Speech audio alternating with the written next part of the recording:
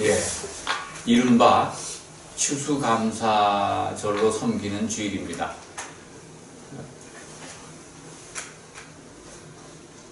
자율적으로 교단별로 우리나라 추석절 즈음에서 추수감사절을 보내는 그런 교회들도 있습니다. 추수감사절 하면 우리는 성경에 기록되어 있는 걸로 아는 분들이 있는데, 추수감사절은 미국에서 나온 겁니다.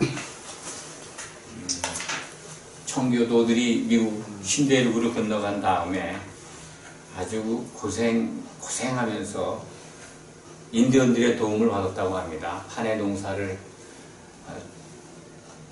마감하고 그 결실을 보고서 하나님께 감사의 예배를 드린 것이 추수감사절의 유래라고 합니다.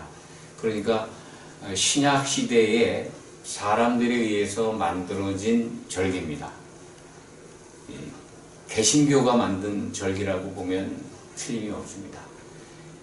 우리는 지금 가톨릭이나 개신교나 다 같이 거의 구별이 없이 구약에 없는 절기들을 섬기고 있습니다. 잘 아시는 대로 성경에 있는 절기가 아닙니다. 예수님이 부활하신 날, 그날을 부활절로 정해서 섬깁니다. 기념을 하죠. 또 맥추절이라고도 하고 오순절이라고도 하고 성령 강림주일로 섬기는 절기가 있는데, 이것은 구약 성경에 기록이 되어 있습니다. 추수감사절과 함께 또 신약 시대에 와서 사람들이 만든 절기는 뭐니 해도 성탄절이죠. 예수님이 태어나신 날이다 해서 그날을 섬기고 있습니다만, 사실은 예수님이 그날 태어났다는 기록은 없습니다. 오히려 성경을 통해서 본다면 예수님은 그 한겨울에 태어나지 않을 것이 분명합니다. 성경적으로 본다면 우리가 구약을 통해서, 기록을 통해서 볼 수 있는 장막절, 그때가 예수님이 태어난 날이 아닌가 그렇게 생각이 듭니다. 크리스마스 12월 25일 그 성탄절로 제정될 당시에 그때 동지가 아마 그 무렵이었다고 합니다. 동짓날을 섬기는 풍습은 동방의 풍습입니다. 이방 신을 섬기는 사람들이 태양신을 믿는, 태양신께 제사 드리는 날이었죠. 그것을 이제 가톨릭이 주님이 태어난 날로, 그래서 성탄절로 기념하고 섬기게 된 것이 유래가 되었습니다. 아주 이제는 온 인류가 예수를 믿든 안 믿든 성탄절은 성대하게, 그리고 공식적으로 휴무하는 명절처럼 보내는 그런 날이 되어버렸습니다. 또 하나 가톨릭이 만든 그 절기 가운데 우리가 잘 익숙하지는 않습니다만 성모 승천절이라는 게 있습니다. 마리아가 승천한 날이다. 양력 우리나라 달력으로 8월 15일경 그런 무렵인 것 같습니다. 성모 승천절을 그들은 또 성대하게 기념합니다. 가톨릭이 이렇게 성경에 없는 여러 가지 절기를 만들어서 섬겨왔는데, 종교개혁 후에도 개신교는 이 부활절과 성탄절, 그리고 또 미국에서 나온 이 추수감사절, 이런 것들 성경에 없지만은 열심히 섬기고 있습니다. 물론 절기는 그 나름대로 섬기는데 의미가 있습니다. 예수님이 부활하신 날을 기념하는 것, 그리고 오셔서 십자가를 지고 죽고 부활하신 그 대속의 은혜를 생각하고 감사하고 그것을 또 찬송하는 의미가 있습니다. 또 예수님이 오신 날, 인류를 구원하기 위해서 오신 날을 또 기억하는 것, 이렇게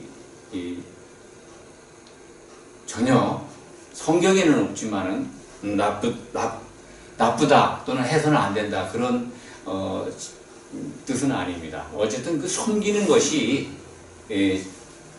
성경에 없고 과연 그것이 그 제정된 날들이 하나님이 기뻐하시는 날인가, 주님이 그것을 기뻐하고 기다리시는 날들인가, 우리가 꼭 지켜야 되는 그렇게 성대하게 종교적 행사와 의식을 해가면서 기념해야 되는 것인가 하는 것은 우리가 한번 생각해 보아야 합니다.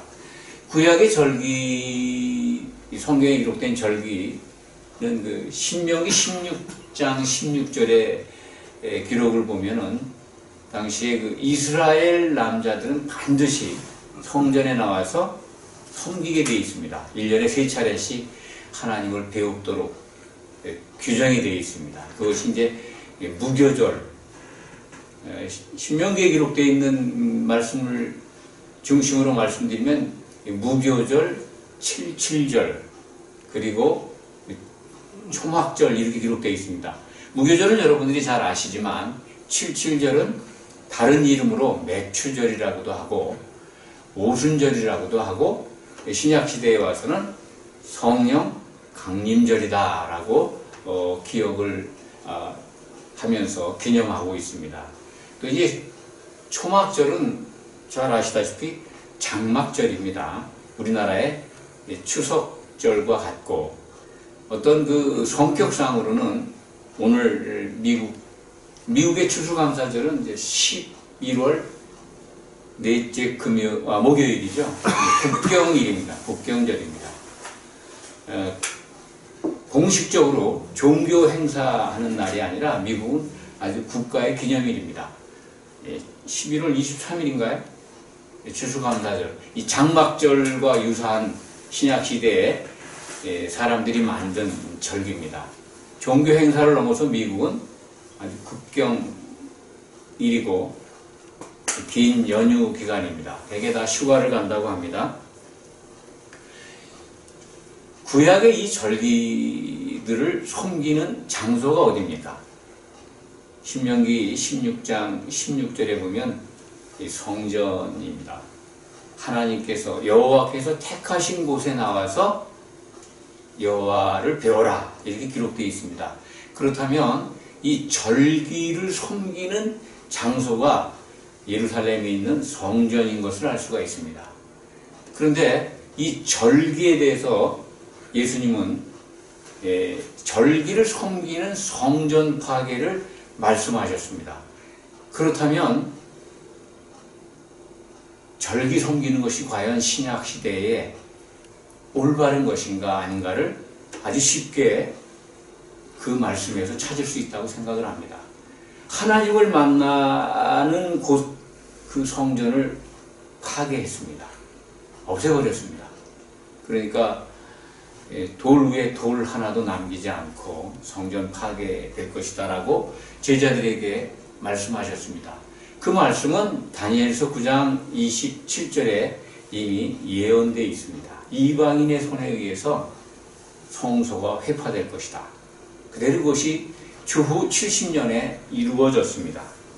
그런데 안타깝게도 신약시대에 와서 가톨릭뿐만 아니라 우리 개신교에서도 이 추수감사절 같은 절기를 만든 것뿐만 아니라 구약의 절기를 지켜야 된다라고 가르치고 있습니다. 또 그것을 마땅하게 받아들이고 있고 좀 심하게 말씀을 드리면 그 절기를 이용해서 어떤 그 신앙의 어떤 그 신실함 또는 잘 섬기는 거에 어떤 기준으로 삼아서 성도들을 독려하고 봉사하게 하고 특별한 헌금을 또 이렇게 내도록 부추기고 그러한 풍조가 그러한 관행이 우리 개신교 안에 아주 일반화되어 가고 있는 것 같습니다. 매우 참으로 안타까운 말씀이 아닐 수가 없습니다. 예수님이 구약의 모든 것들이 구약의 모든 것이라고 하는 건 율법과 선지자로부터 나온 예언들이죠. 그것은 세례 요한 때까지라고 말씀하셨습니다.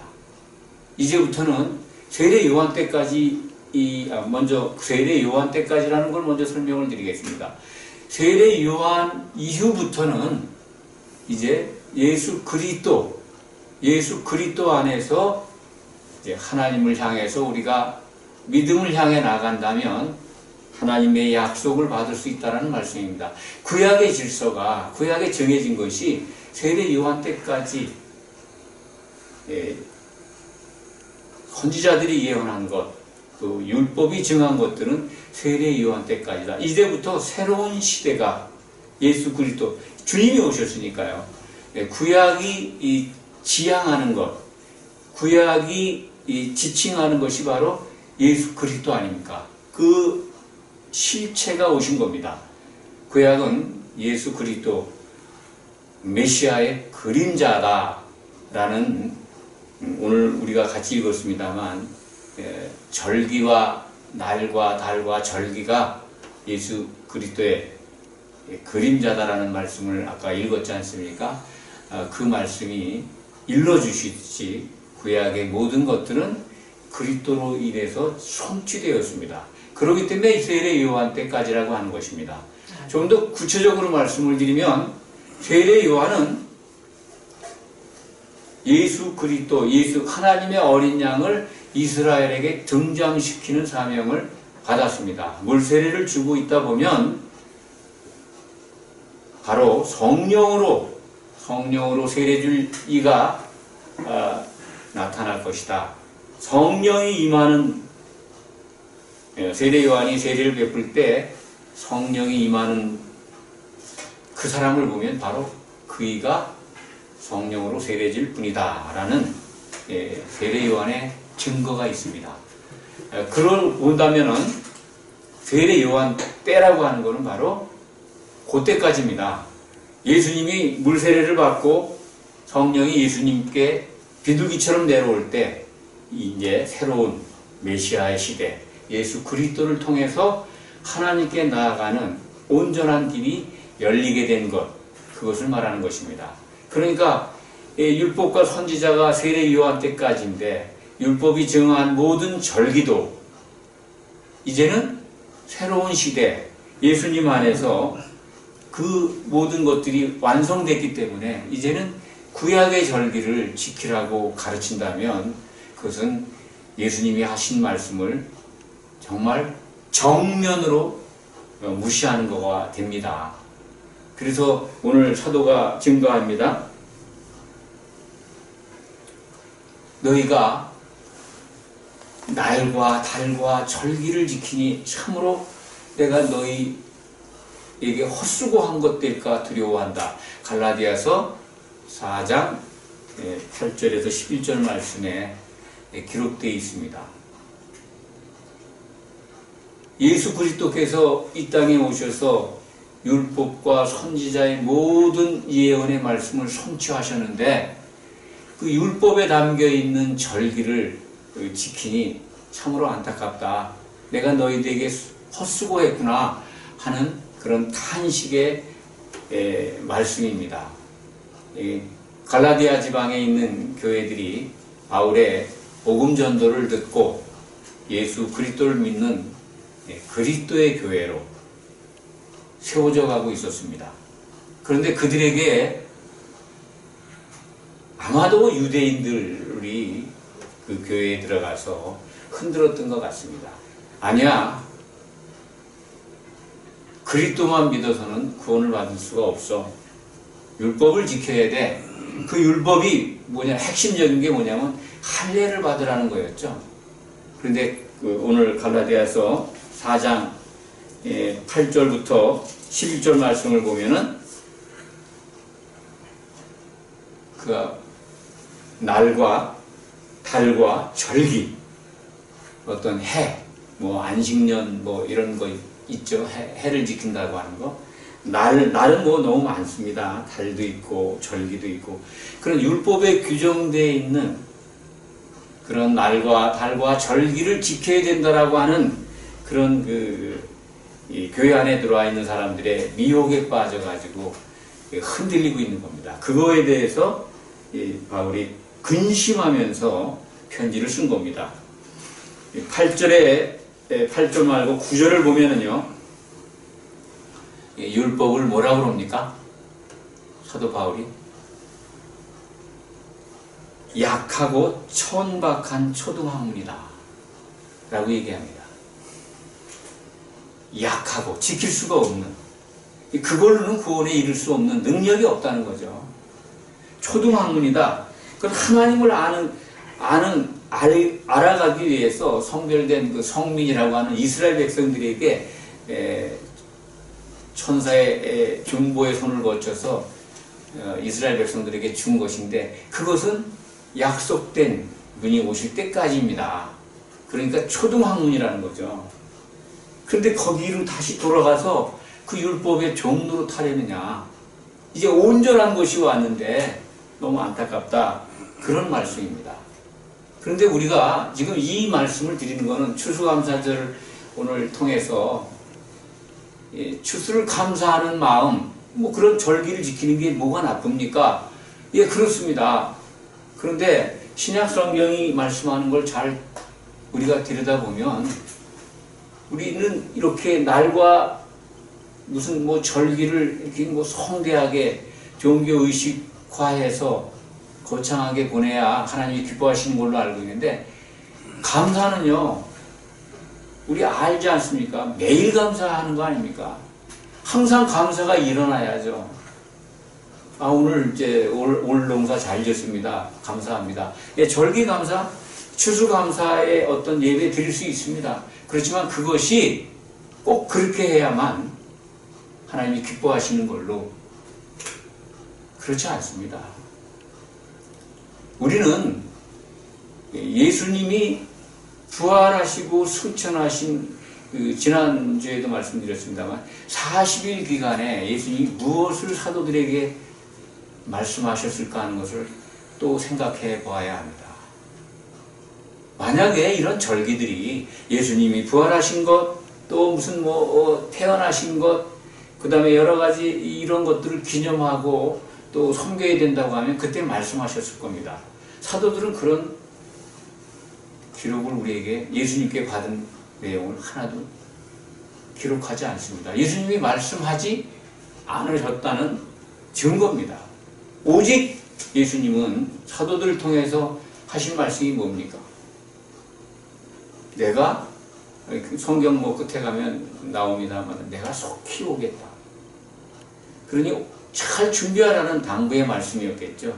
교회에 관한 하나님의 목적인 어린 양의 짝을 구하는데 우리 성도들이 이제 부름을 받았습니다. 그래서 예수님의 몸인, 그리스도의 몸인 이 교회가 완성되도록 사도들에게 그 일을, 교회의 기초석이 되달라. 그래서 그들은 신약 성경으로 예수님의 뜻을 기록했습니다. 이제 그 기초석 위에 우리는 교회로 세워지면 됩니다. 성도들이 바라볼 건 그겁니다. 절기를 지키라는 말씀이 없지 않습니까? 부활절을, 내가 부활한 날을 거룩히 지켜라, 성대하게 하라, 헌금도 많이 하고 봉사도 많이 하고. 물론 부활절을 기념하는 게 나쁘다는 얘기는 아닙니다. 그것에 빠지면 안 됩니다. 교회 행사에 빠지면요, 본질을 잊어버립니다. 성도가 뭐를 할 건지, 무엇이 중요한 것인지를 알아야죠. 무엇이 중요한지, 그게 뭐 영화에 나온 얘기입니까? 아니면 드라마에 나온 얘기입니까? 무엇이 중요한지, 그렇습니다. 우리는 무엇이 중요한지를 알아야 되는 성도인데, 이 주객이 전도됐다. 정말 중요한 것보다는 중요하지 않은 것이 더 드러나고 그것에 환호하고 그것에 빠진 것 아닌가. 교회의 어떤 그 달력들을 보면은요, 모든 행사들이 계속 이어져 가는 것을 이렇게 적어 놓고 있습니다. 교회가 행사를 중점적으로 하고 있는 것 아닌가 할 정도로, 착각할 정도로 행사 중심적인 교회 행정에 따르는 교회는 그런 곳이 아닙니다. 하나님이 기뻐하시는 것이 무엇인가? 주님이 무엇을 우리에게 원하시는가를 살펴보고 그것을 가르치고 그것을 따르는 그러한 공동체여야지, 행사 중심의 교회 운영은 절대 성경적이지 않습니다. 가톨릭에서 온 절기 문화가 이제는 점점 심화됐습니다. 앞서 잠깐 말씀드린 바가 있습니다만, 이 개신교 안에 절기가 얼마나 구체화돼, 구약절기입니다. 아주 성대하게 섬겨야 된다고 하는 종파도 있습니다. 그런 절기를 통해서 절기 헌금을 너무나도 노골적으로 뭐랄까요, 부추긴다고 할까요? 아니면 독려한다고 할까요? 전에도 말씀드렸습니다. 신약 성경에 헌금이라는 단어는 없습니다. 잘 아시기 바랍니다.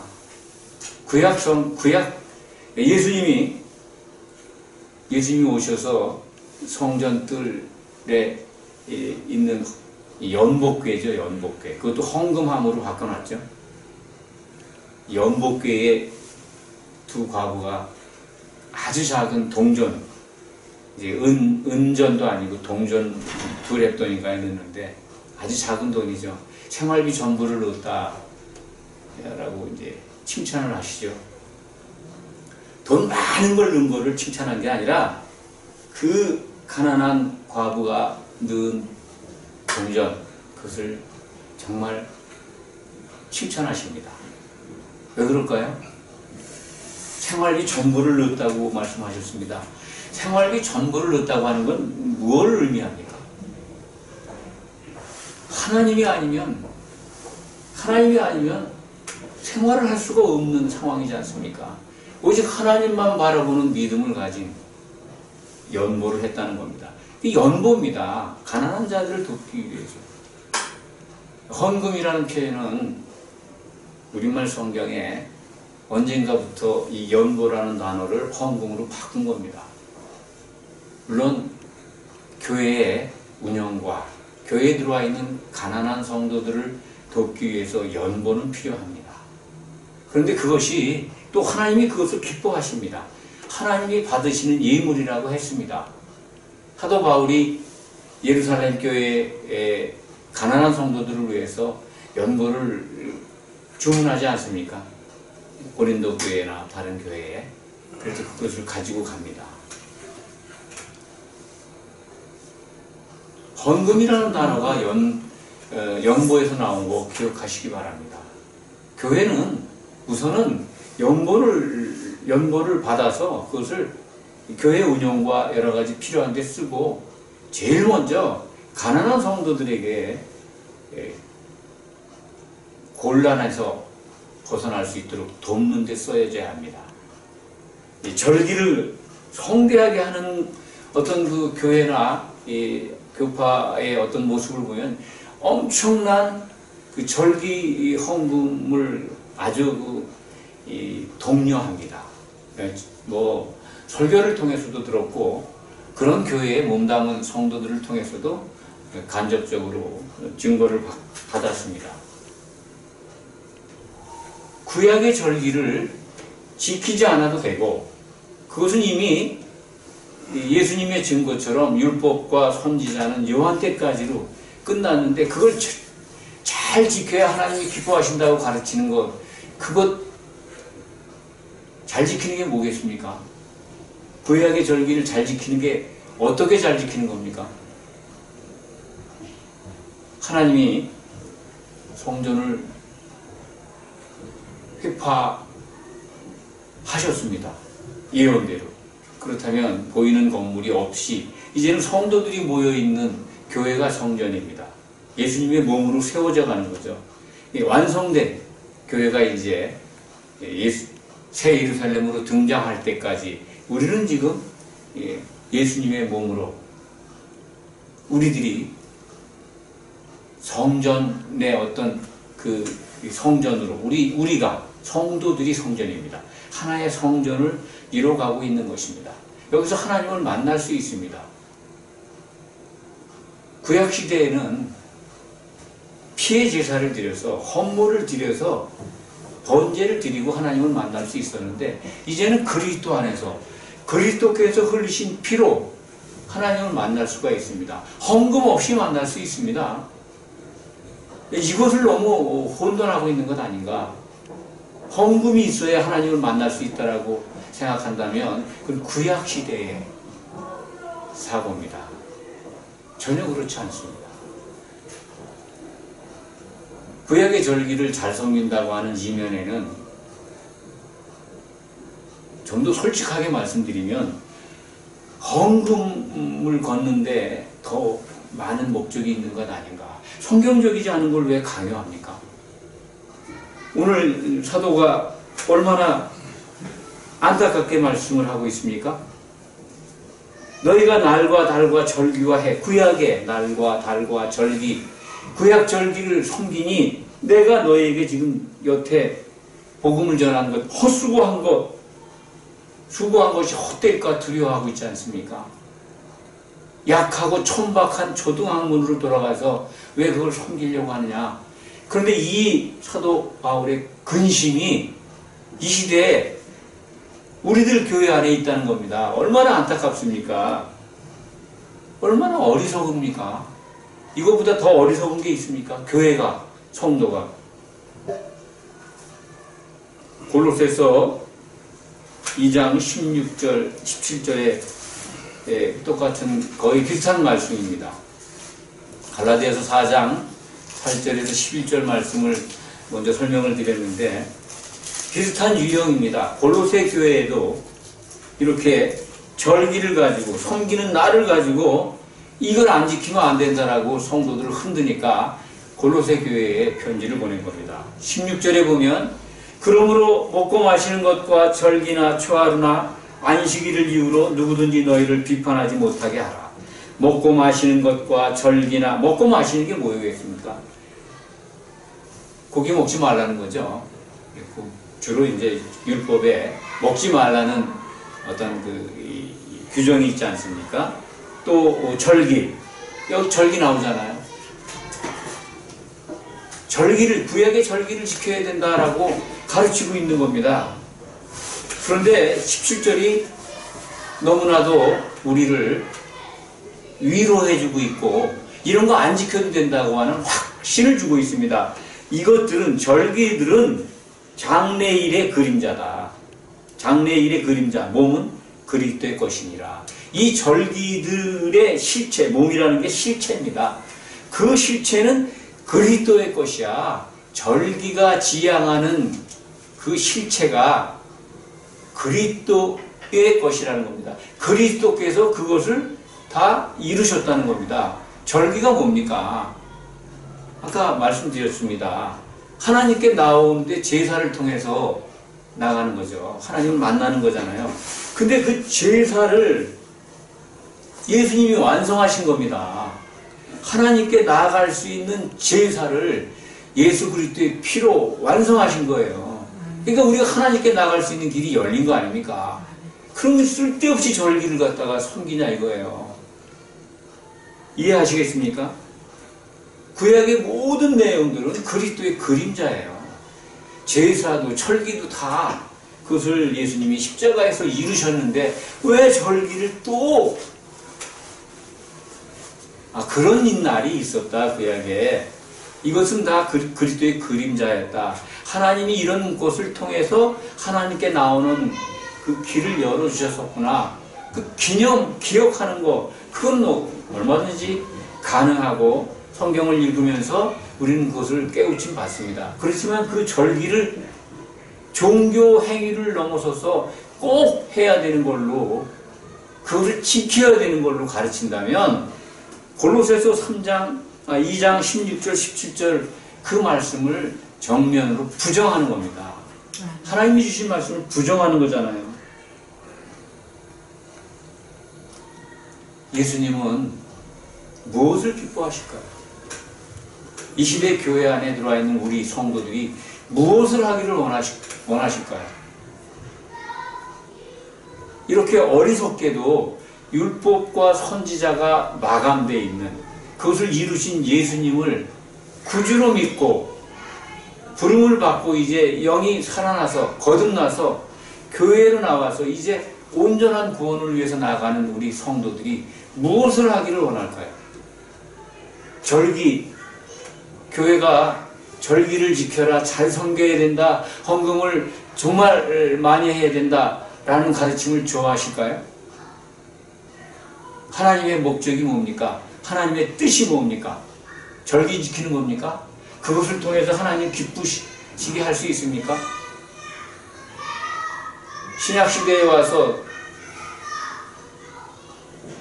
가톨릭이 만든 절기 따라가기도 바쁘고 이미 부활절이나 성탄절이나 또 뭐 사순절까지 따라가죠. 사순절 다 그런 거 가톨릭이 만든 겁니다. 절기가 얼마나 많은지 몰라요. 그런 거 열심히 해서 우리의 믿음이 성장됩니까? 그럴 수도 있죠. 성장할 수도 있습니다. 그런데 그러한 행사와 일정과 의식에 빠지면요, 본질을 잘 알 수가 없습니다.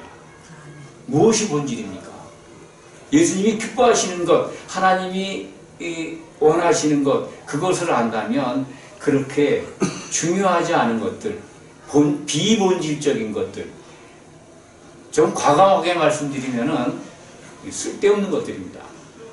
쓸데없는 것들이 빠져서 본질적인 걸 소홀하게 된다는 겁니다. 마귀가 좋아하는 게 뭡니까? 하나님의 뜻과 하나님의 목적을 올바로 찾아서 신앙생활하는 것, 그것을 못하게 쓸데없는 건 많이 널어놔가지고 거기에 빠지게 하는 거죠. 절기 지켜야 돼, 헌금해야 돼, 금식해야 돼, 부르짖어야 돼. 네, 필요하면 하시기 바랍니다.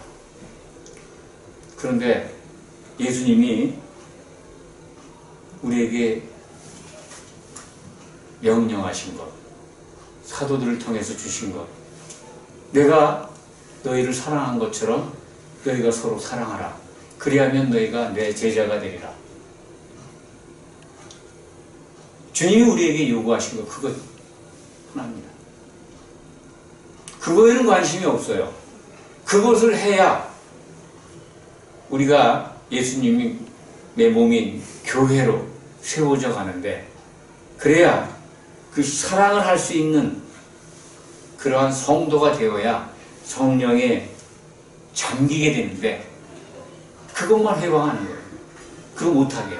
그러니까 행사적인 것, 의식적인 것, 이런 것들에 흑등 드러나가지고 거기에 빠져서 신앙생활이 교회의 행사 쫓아다니냐고 정신이 없는 겁니다. 그럴 시간에 정말 자신들의 믿음과 자신들의 어떤 믿음 상태를 체크해보고 점검해 봐야 되는 것 아니겠습니까? 과연 내가 몸담은 교회가 주님이 일러주신 대로 그 세 계명을 지켜가고 있는가? 아니, 나는 정말 주님의 제자로서, 성도로서 함께 신앙생활하고 있는 성도를 사랑하고 있는가? 성도를 사랑하고 있다면 내적 증거가 있습니다. 성령 안에 있다면 내적 증거가 있다고 말씀을 드렸죠. 내 외부 환경이 내 삶의 현장에서 그것을 얻고 받는 게 아닙니다. 무관합니다. 그거는. 좋은 일이 있어서 내가 기쁜 거하고 다릅니다. 내가 인위적으로 내가 편안하려고 신경 안정제 먹고 마음이 편안해진 거, 그런 건 아닙니다. 하나님이 주시는 평화와 하나님이 주시는 즐거움은요, 이 세상 속에서 내가 노력해서 얻는 게 아닙니다. 아주 어려운 시험에 합격해서 또는 정말 가고 싶은 직장에 들어가게 돼서 또는 좋은 학교에 입학시험에 붙어서 그런 것하고 다릅니다. 그것은 일시적입니다. 하나님이 주시는 내적 증거, 성령 안에 있는 증거는 의와 평강과 실랑이라고 말씀드렸습니다. 네. 그것을 정말 세상에 없는 것과 없는 것으로 구별된 하나님께로만 나오는 것을 받고 누리게 됩니다. 그것이 증거입니다. 그것이 있는가 없는가 한번 돌아보고 점검해보는 것이 절기를 열심히 쫓아다니고 좀 더 과감하게 말씀드리면 쓸데없는 것에 빠진 것보다 훨씬 더 유익합니다.